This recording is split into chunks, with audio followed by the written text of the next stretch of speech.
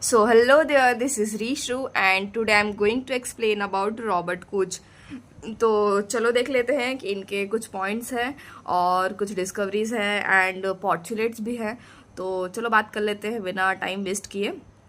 तो सबसे फर्स्ट है रॉबर्ट कोच को एक फादर ऑफ मेडिकल बैक्टीरियोलॉजी भी कहा जाता था।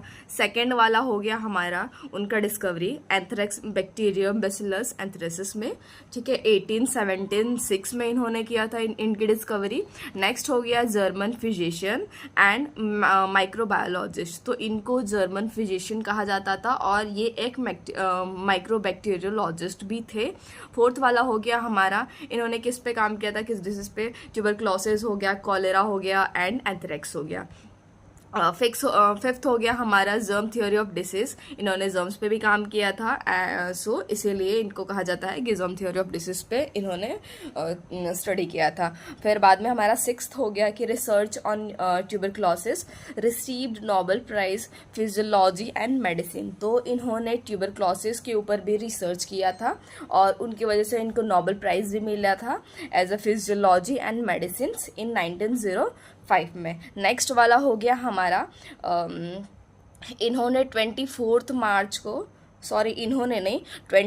मार्च को वर्ल्ड ट्यूबरक्लोसिस डे सेलिब्रेट किया जाता है। नेक्स्ट वाला हो गया first to use oil immersion lens and condenser, तो ये रॉबर्ट कोच ही जो थे वो सबसे पहले ऑयल इमर्जिंग लेंस यूज़ किए थे और कंडेंसर को भी। फिर नेक्स्ट वाला हो गया हमारा फर्स्ट टू इफेक्टिवली फोटोग्राफी, तो फोटोग्राफी भी इन्होंने ही सबसे पहले फर्स्ट की थी अपने माइक्रोस्कोप से। फिर नेक्स्ट हो गया हमारा he found that the potato slices were not suitable media for all organisms and later began nutrient solution with gelatin, तो इनका ये कहना था कि पोटैटो की जो स्लाइस है वो सूटेबल नहीं है मीडिया, मतलब सूटेबल मीडिया नहीं है एक ऑर्गेनिज्म को ग्रोथ करवाने के लिए, तो इन्होंने जिलेटिन के ऊपर काम किया एज ए न्यूट्रिएंट सोल्यूशन, ठीक है।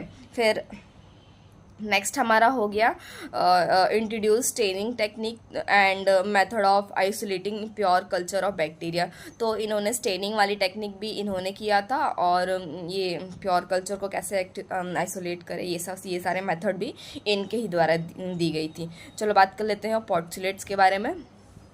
तो आपको ये याद होगा वो माइस वाला पॉस्टुलेट्स, जिसमें से क्या करते हैं जो एनिमल जो है वो जो इन्फेक्टेड है उसमें से डिजीज निकालते हैं और फिर बाद में वो इंजेक्ट कर देते हैं एक हेल्दी माइस में। ये वाला था पॉस्टुलेट इसका रॉबर्ट कोच का, तो ये सेम वही है।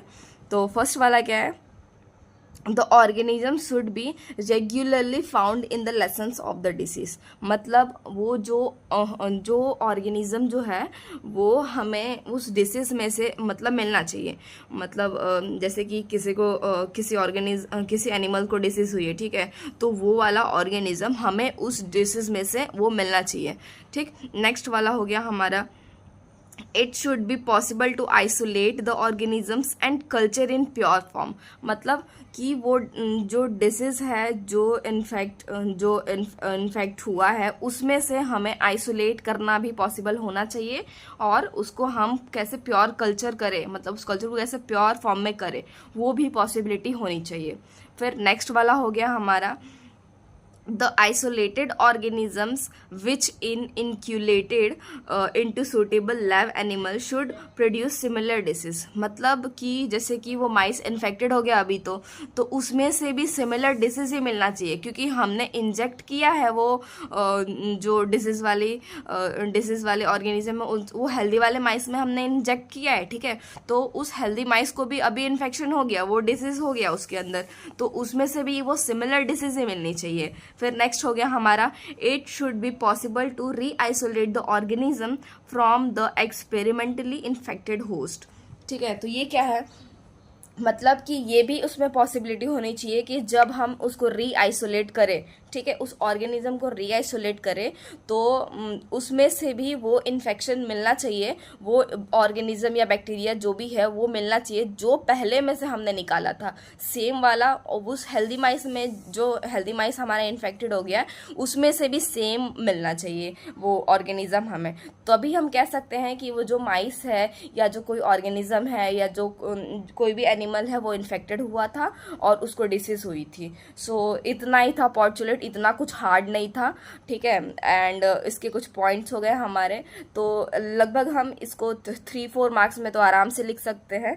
So thank you so much. अगर आपको ये वीडियो अच्छा लगा हो तो please like share and subscribe कर दीजिए। So thank you so much.